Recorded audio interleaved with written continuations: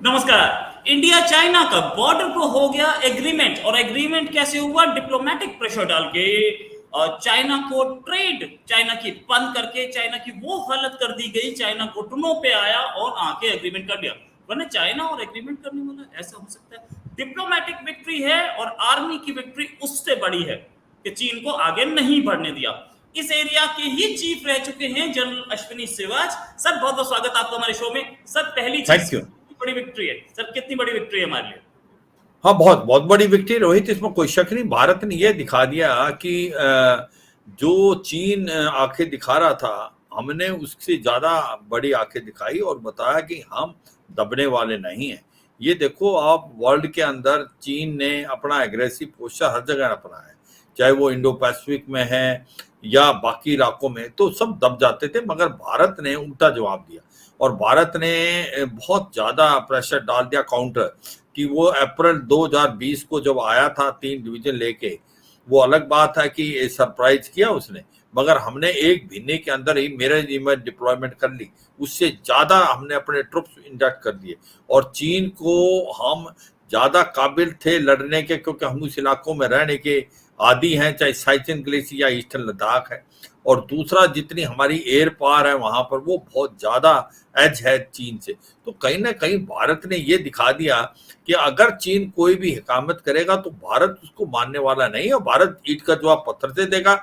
और भारत ने ये कहा कि जब तक यथास्थिति अप्रैल 2020 की नहीं होगी, बिजनेस एज यूजुअल नहीं होगा, जब तक पीस ट्रैंक्विलिटी बॉर्डर पे नहीं आएगी, भारत के ट्रेड रिलेशन और बाकी डिप्लोमेटिक रिलेशन वो नहीं सुधरेंगे। और मुझे लगता है एक बहुत बड़ा प्रेशर था चीन पे, और इसकी वजह ये भी है कि रूस ने भी मुझे लगता है इनडायरेक्टली बहुत प्रेशर डाला है, क्योंकि ब्रिक्स की जो समिट है खजान में, उससे पहले ये करना चाहते थे। मगर मैं यही कहूंगा रोहित, एक बहुत बड़ी अचीवमेंट है, बहुत बड़ी विक्ट्री है, क्योंकि भारत ने ये दिखा दिया वर्ल्ड को कि अगर आप चीन के साथ एक मुठभेड़ करते हैं, आंखों में आंखें डाल के बात करते हैं, तो चीन भी पीछे हटने को तैयार होता है। और ये इस जो उदाहरण में ये साफ दिखता है कि भारत ने प्रेशराइज किया चीन को, और आज यथास्थिति अप्रैल 2020 की।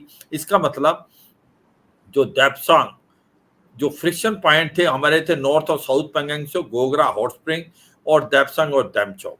जो नॉर्थ और साउथ जो आपके पेंगोंगसो हैं, वो तो पहले ही रिजॉल्व हो गए थे। इसी प्रकार से गोगरा और हॉट स्प्रिंग। मगर जो दैप्सांग का था, जिसके अंदर पेट्रोलिंग पॉइंट 10 से 13 चीन नहीं आने देता था, वो अब सहमति होगी है, हम पेट्रोलिंग कर पाएंगे। इसी प्रकार जो चाटिंगला नाला है डैमचौक में, वहां तक भी हम पेट्रोलिंग कर पाएंगे। तो मुझे लगता है वाकई रोहित बहुत बड़ी विक्ट्री। Right sir. ये डिप्लोमेटिक विक्ट्री तो है और बहुत बड़ी है, लेकिन मिलिट्री विक्ट्री नहीं होती तो डिप्लोमेसी का बात ही नहीं बनती, डिप्लोमेसी का बात ही नहीं आ पाती। तो ये मिलिट्री विक्ट्री भी है कि उनको वहीं रोका, उनके उनको उतनी बड़ी क्षति दी कि वो घुटनों पे आए। सर ये बताइए कि हम किस लेवल पे पहुंच गए हैं? क्या जो आज एक्सटर्नल अफेयर्स मिनिस्टर साहब ने एक चैनल पे बोला एनडीटीवी पे कि हम 2020 तक जो पोजीशन थी हम उस पर वापस आ गए। क्या ये सही है कि 2000, क्योंकि आप उस एरिया को अच्छी तरह से जानते हैं, आपसे बेहतर कोई नहीं जानता उस एरिया को, क्या सच में हम 2020 तक पहुंच चुके हैं? और दूसरी चीज, इससे हमें फायदा क्या होगा? हाँ देखो, सच्चाई है रोहित, इस पर कोई शक नहीं। मैं इस चप्पे चप्पे के इलाके को जानता हूँ, वहाँ चीफ ऑफ स्टाफ रह चुका हूँ 2 साल, लेह लद्दाख का। बिल्कुल, जो अप्रैल 20 की जो स्थिति जहाँ हम पेट्रोलिंग कर सकते थे, वहां तक हम जा पाएंगे। पेट्रोल पॉइंट 10 से लेके 13 अल्फा, इसी प्रकार डैम चौक में। तो ये सच्चाई है। जो अभी डिसएंगेजमेंट होगी, जिस प्रकार से बातचीत हुई है, जैसे पहले फ्रिक्शन पॉइंट थे गोगरा हॉट स्प्रिंग नॉर्थ और साउथ पेंगोंग से रिजोल्व हुए, तो यही होंगे। कुछ एक चीजें हैं जो कि उससे पहले हो चुकी हैं अप्रैल 2020 से, चाहे वो दैप्सांग में और चूमर में। मेरे को लगता है उसकी तरफ भी काफी कुछ प्रोग्रेस हुई है। तो मुझे लगता है ओवरऑल एक बहुत ही बड़ी जीत है भारत की मिलिट्री की और डिप्लोमेसी की। ये जो बात आप कर रहे थे कि क्या ये डिप्लोमेसी नहीं मिलिट्री की जीत, बिल्कुल। देखो, मिलिट्री और डिप्लोमेसी एक सिक्के के दो पहलू हैं। तो ये दोनों इकट्ठे चलते हैं तभी आप कुछ कर पाते हैं। और ये सच्चाई है कि जिस प्रकार की तरफ आप इशारा कर रहे थे कि मिलिट्री क्या है, देखो जब ये अप्रैल 2020 में लेके आए थे, गलवान जून 2020 में हुआ, और उसके बाद भारत ने 28-29 अगस्त को कैलाश रेंज को पकड़ लिया था। कैलाश रेंज एक वो जगह है जिसमें रजंगला, रिचिंगला, गुरुंगुल, मगर हिल और जो चशुल मौलदो बाउल है, जहां पर मीटिंग होती थी भारत और चीन की, वो पूरा इलाका भारत के कब्जे में था। और स्पांगुर गैप जहां से चीनी 1962 में आए थे, वो भारत डोमिनेट कर सकता था। कहने का मतलब है चीनियों को कानो कान खबर नहीं हुई और भारत ने इसको ऑक्यूपाई कर लिया। और मुझे लगता है इससे ज्यादा बड़ी मिलिट्री विक्ट्री नहीं हो सकती।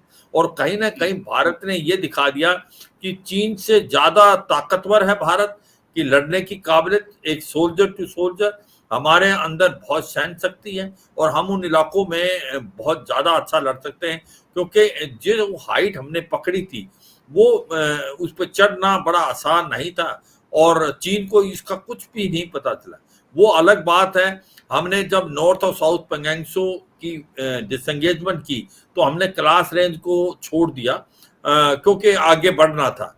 मगर मेरा तो अभी तक मानना है कैलाश रेंज को इतनी जल्दी छोड़ना नहीं चाहिए था, क्योंकि एक वो प्राइज विक्ट्री थी, उससे वो एक टर्निंग पॉइंट था। उससे हमने चीन को ये दिखा दिया कि चीन ये ना सोचे वही आ सकता है, हम कुछ ऐसा कर सकते हैं जो चीन सपनों में नहीं सोच सकता। मुझे लगता है कैलाश रेंज को पकड़ना भारत की एक ऐसी विक्ट्री थी कि जो कि उसकी गाथा आने वाले टाइम तक भी गाई जाएगी। रोहित, राइट, उसकी गाथा आगे आने वाले टाइम तक भी जाएगी। जैसे सियाचिन में विक्ट्री थी भारत की, वैसी सी विक्ट्री ये भी थी। अच्छा सर, एक चीज, क्या चाइना पीछे हटा? चाइना 4 साल बाद पीछे हटा, no doubt about it. Diplomatic, military दोनों एंगल से विक्ट्री है। चाइना ने पहली बार घुटने टेके। इससे पहले हमने देखा था 1967 में चाइना को पीछे हटते हुए और घुटने टेकते हुए। ये क्या चाइना की इकोनॉमी का भी इम्पैक्ट है कि हमने उसके सारी चीजें बंद कर दी थी, उसके इंपोर्ट्स बंद कर रहे थे, उसके एप्स बंद कर दी थी? क्या इकोनॉमी की भी मेहरबानी है इसमें? हाँ, बहुत 4-5 चीजें हैं जिसकी वजह से ही हुआ। एक तो आपने बताया कि इस होने से कहते हैं ब्लेसिंग इन डिस्गाइज था भारत के लिए। देखो भारत ने अपना इंफ्रास्ट्रक्चर और तेजी से बढ़ाया लद्दाख से अरुणाचल, तो हमें फायदा ये हुआ कि हमने समझ आया कि चीन पे भरोसा करना खतरे से खाली नहीं है। कि अगर आप सोचते हैं कि भारत और चीन के इकोनॉमिक रिलेशन बढ़ जाएंगे और भारत बहुत बड़ी मार्केट है चीन के लिए, तो भारत और चीन की लड़ाई नहीं होगी, मुझे लगता है वो धारणा बिल्कुल खत्म होगी। हमने जो ये 4-5 साल में अपना इंफ्रास्ट्रक्चर डेवलपमेंट की जो हमने स्पीड पकड़ी है वो काबिल तारीफ है। चाहे सड़कें हैं, चाहे हमारे टनल्स हैं, चाहे हमारे लॉजिस्टिक नोड्स हैं, और चाहे हमारे एयरफील्ड है, वो बहुत अच्छी होगी, इसमें कोई शक नहीं, और वो चलता रहेगा। तो कहीं ना कहीं ये फायदा भारत को हुआ है। और अब जो बात आप कह रहे थे जो चीन की तरफ से, देखो चीन को प्रेशर बहुत था। चीन को लगता था कि भारत जो बॉर्डर इलाके को अलग रखेगा और जो डिप्लोमेसी और ट्रेड को अलग रखेगा। वो भारत ने बता दिया नहीं होगा। जब तक भारत और चीन के रिलेशन इंप्रूव नहीं होंगे लाइन ऑफ कंट्रोल पे, it will not be business as usual. और ये सच्चाई है, आज चीन की इकोनॉमी अच्छा नहीं कर रही, वहां से सप्लाई चेन मूव कर गई हैं, इंडोनेशिया, वियतनाम भारत में आई है, तो चीन बहुत बड़े इकोनॉमिक क्राइसिस के थ्रू जा रहा है आज। तो उसको ये भी प्रॉब्लम थी कि भारत एक बहुत बड़ी मार्केट है और रिलेशनशिप खराब होंगे तो फिर भारत का भी जो इंपोर्ट करता था, जो कि हमारा और चीन के बीच में ट्रेड है, उसमें it is in favour of China, because हम ज्यादा इंपोर्ट करते हैं, एक्सपोर्ट कम करते हैं, मगर हम उस पर बंदस लगा रहे थे, इसमें कोई शक नहीं, ये भी फर्क है। और मुझे लगता है कहीं ना कहीं रशिया यूक्रेन वार और बाकी जो चल रही इजराइल हमास, उसका भी कोई ना कोई असर पड़ा है। वो ऐसे कि जो रूस है वो आज की तारीख में भारत और रूस के रिलेशनशिप बहुत अच्छे हैं और रूस और चीन के भी रिलेशन अच्छे हैं। तो कहीं ना कहीं मुझे लगता है इनडायरेक्टली रूस ने भी प्रेशर डाला है कि एक प्रकार भारत और चीन अपने रिलेशन ठीक करें, क्योंकि उसको दुरों की जरूरत है। आज की तारीख में रूस को चीन की भी जरूरत है और भारत की भी बहुत जरूरत है जिस प्रकार से। और ये आप देखें, टाइमिंग देखें टाइमिंग देखें, जब कजान के अंदर ब्रिक्स की समिट है, इससे पहले ये ब्रेक थ्रू होता है। जो ब्रेक थ्रू 4 साल तक नहीं हो पाया, 5 साल हो गए, 4 से 5, मगर वो हुआ है। उसकी वजह यही है, 4-5 चीजें जो बात हमने की है कि जो बदलते हुए इंटरनेशनल वर्ल्ड ऑर्डर है, उससे भी इफेक्ट पड़ा है, ट्रेड से भी पड़ा है। उसके बाद भारत की उसने काबिलियत तो क्षमता को भी देख लिया है। वो कहते हैं ना कि वर्ल्ड के अंदर अगर कोई देश जो चीन को टक्कर दे सकता है, वो अमेरिका भी नहीं है इतना जितना भारत है। क्योंकि आप देखें इंडो पैसिफिक में किस प्रकार से उन्हें फिलीपींस है, इंडोनेशिया, मलेशिया और के ब्रुनेई, उनको दादागिरी से दबा देता है, और कहीं ना कहीं अमेरिका के साथ भी। मगर जिस प्रकार से भारत ने लद्दाख के अंदर दिखा दिया कि हम एक महीने के अंदर कहां से कहां पहुंच सकते हैं।